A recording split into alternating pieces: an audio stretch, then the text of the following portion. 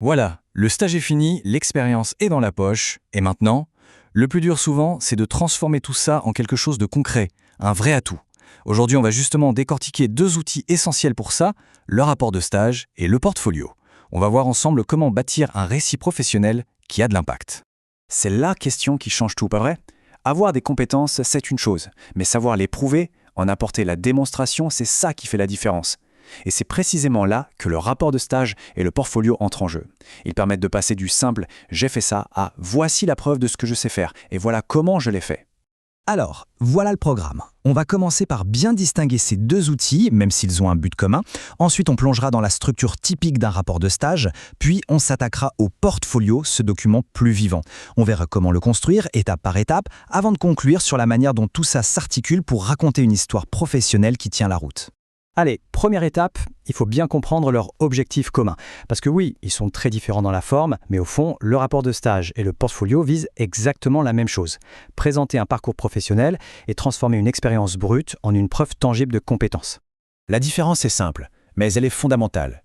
Imaginez, le rapport de stage, c'est une photo, un instantané, très net, très formel, d'une période bien précise. Le portfolio, lui, c'est plutôt le film de votre parcours. C'est une collection qui grandit, qui évolue avec le temps.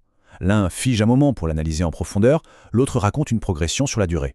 Bon, on commence par le plus carré des deux, le rapport de stage. C'est le compte-rendu officiel, le document qui va valider une expérience de manière formelle. Sa structure est très codifiée et ce n'est pas pour rien. Chaque partie a un rôle bien précis à jouer pour démontrer le sérieux du travail accompli. Tout commence évidemment par l'introduction. Son but, c'est de poser le décor.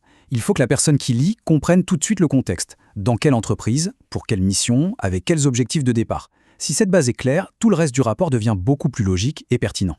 Et là, on entre dans le cœur du réacteur. Le cœur du rapport, ce n'est pas juste un journal de bord où on liste ce qu'on a fait chaque jour. Non, c'est une analyse. On y détaille les actions, bien sûr, mais surtout, on explique les méthodes, on donne des chiffres, des stats, et on parle aussi des difficultés, c'est super important. Ça montre qu'on a su prendre du recul, trouver des solutions. C'est là qu'on prouve sa capacité à réfléchir, pas seulement à exécuter. Et bien sûr, les annexes sont là pour tout prouver. Et pour finir la conclusion, attention, ce n'est pas un simple résumé, c'est le moment de prendre de la hauteur, de se demander « Ok, qu'est-ce que j'ai vraiment appris? Est-ce que les objectifs de départ ont été atteints ?» C'est un bilan personnel et honnête qui montre une vraie capacité à s'auto-évaluer et à penser à l'avenir. Allez, on change de registre, on passe au portfolio. Si le rapport était une photo, le portfolio, lui, c'est une sorte de galerie d'art personnel qui ne cesse d'évoluer. C'est un espace beaucoup plus libre pour raconter son histoire de manière créative et surtout continue.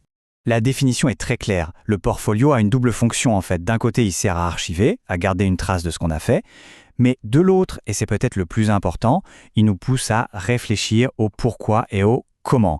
Et c'est cette dimension de réflexion qui transforme une simple liste de projets en une démonstration de compétences. L'intérêt du portfolio, c'est qu'il est à la fois un rétroviseur et une longue vue. Il regarde en arrière pour capitaliser sur les expériences passées, mais il aide aussi à regarder loin devant pour planifier la suite, pour identifier les compétences à développer. C'est un véritable tableau de bord pour piloter sa carrière. Alors, qu'est-ce qui fait un bon portfolio? Eh bien, plusieurs choses. D'abord, il doit être personnel, authentique. Il doit aussi être super clair et bien organisé, parce qu'il faut penser à la personne qui va le lire. Et surtout, il doit être mis à jour régulièrement. Un portfolio, c'est un organisme vivant, pas une archive qui prend la poussière. Bon, la théorie c'est bien beau, mais en pratique, on fait comment? On va voir ça tout de suite avec une méthode simple, pas à pas, pour construire son propre portfolio. C'est une feuille de route assez simple, en 6 étapes. On commence par la stratégie. Pour qui je fais ce portfolio et qu'est-ce que je veux prouver? Ensuite, on passe à la collecte, on rassemble tout. Puis on organise, on écrit, bref, on construit. Mais l'étape la plus cruciale, c'est la dernière, la mise à jour. Un portfolio n'est jamais vraiment fini. Il doit vivre et grandir en même temps que son parcours. Et si vous ne savez pas par où commencer, voici une structure qui fonctionne très bien. On part du plus général, qui on est, où on veut aller, et on va progressivement vers le plus précis. Un résumé des apprentissages, un tableau très clair des compétences, et enfin, les fameuses preuves concrètes qui viennent tout valider. On arrive au moment où toutes les pièces du puzzle s'assemblent. Le rapport, très formel, d'un côté, le portfolio, plus créatif, de l'autre. La question, c'est comment on fait travailler ces deux outils ensemble pour raconter une histoire professionnelle qui soit à la fois complète, cohérente et percutante. Cette citation résume parfaitement l'idée. Un portfolio, ce n'est pas juste un classeur où on jette des documents. C'est le résultat d'une vraie démarche de réflexion sur soi. C'est le moment où l'expérience brute se transforme en compétences identifiées, reconnues et présentées de manière claire et organisée. Pour résumer, s'il y a une chose à retenir, c'est ça. Le rapport de stage, c'est la preuve. C'est factuel, détaillé, indiscutable. Le portfolio, c'est l'histoire. Il s'appuie sur ces preuves pour tisser un récit captivant sur une évolution, un parcours.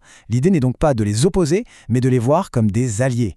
L'un ancre le récit dans la réalité, l'autre lui donne du souffle, de la vie et le projette vers l'avenir. Ensemble, ils donnent le pouvoir de maîtriser son histoire professionnelle.